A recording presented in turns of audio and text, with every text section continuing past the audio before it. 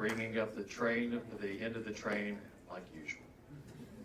I'm ready to roll. So I spent a lot of years in my career as a practitioner absolutely loving leadership development and everything around it.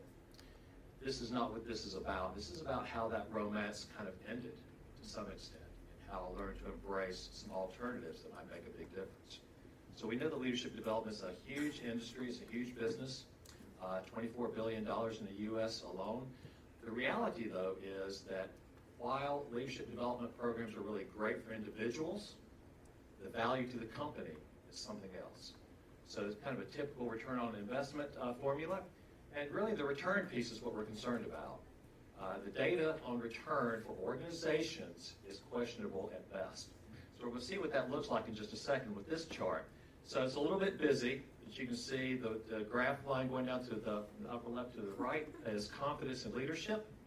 The other one is investment, leadership development programs. Again, wonderful things for individuals, not so great for the organization. So the current state we find ourselves in, it really is like that little nice tree you saw in the beginning. It's more like this. So what I'd like to do is just share with you kind of a simple, not necessarily easy, but a simple framework that consists of 5 questions that you can ask on a day-to-day basis that can make a big difference. So the formula really is listen plus ask equals engagement. I won't bore you with employee engagement, but we know that the benefits for an engaged workforce are tremendous, including earnings per share and everything else. So we'll go over that in a little bit. Listening is the first half of this formula. So where you need to be concentrated is in the middle part of this graph here. No agenda. You're just listening with wild curiosity, right? You don't have any, you're not trying to solve a problem for someone. So let's get to the asking portion of the formula. No why questions. Why questions create defensiveness. Questions should be open-ended. Okay, that moves the conversation forward. It doesn't keep it closed off. Ask one question at a time and then be quiet and get comfortable with the silence. You don't have to build up to the question, like, I'm going to ask you a question now, sit still, just ask the question, right? Don't cloak your advice as a question. So question number 1, this should look fairly familiar. What's on your mind, right? This is a great opener. It's actually like a pressure release valve. We are what we pay attention to. If you're paying attention to things that are maybe negative, we need to get that out. So what's on your mind? Question 2, and what else? We know that what's on people's mind necessarily isn't what the real problem is. So then there's some variations of that. What else could you do? What else is possible? What's another way to look at that? Organizations that make decisions based on a binary choice fail. Adding one more choice increases your chances of success by about 50%. Question number 3, what's the real challenge here for you? And for you is really kind of the key to that question. For you adds accuracy, it adds attention to the question, and it also helps you focus on what the real challenge is. As cited in this fabulous Spielberg cartoon, you're solving the wrong problem. You don't want to be 3 months down the road finding out you spend all these resources on problems that don't matter. Question number 4, what do you want? So let's just think about that for a second. When was the last time someone with sincerity asked you what you want? This question has the impact of sort of leveling the hierarchy for people.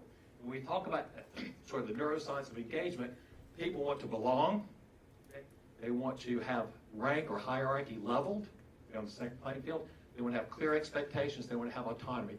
These questions help drive toward that. The final question really is, what was most useful for you?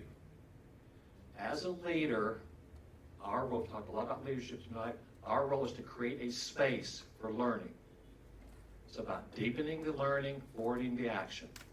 Deepening the learning, forwarding the action. You get some feedback, learning. It's about learning and not judgment. So one of the things we're going to do real quickly is take a look at, revisit this formula. Listen plus ask equals engagement. We know that employee engagement is important. 70% of the variance that you see across industries around the globe in employee engagement scores is related to someone's relationship with their first-line supervisor. Rachel, give me a number between 1 and 12. 8. 8. The mission or purpose of my organization makes me feel my job is important. You're not going to learn that in a leadership development program. Okay? You'll learn that and you'll engender that sort of thinking and engagement by asking these questions. Moving forward, what you want to do is you want to integrate these questions into your day-to-day activities. It takes about 10 minutes a day. Even though this only takes me 5 minutes to do this. Trust that you are making a difference. Okay? It may feel like they're going to discover me any minute now because I'm just asking a bunch of dumb questions. Right? And the other thing is just be wildly curious. That's your goal. So doing that, you increase intimacy, you increase engagement, all of the things that you will never learn in a formal leadership development program. Thank you.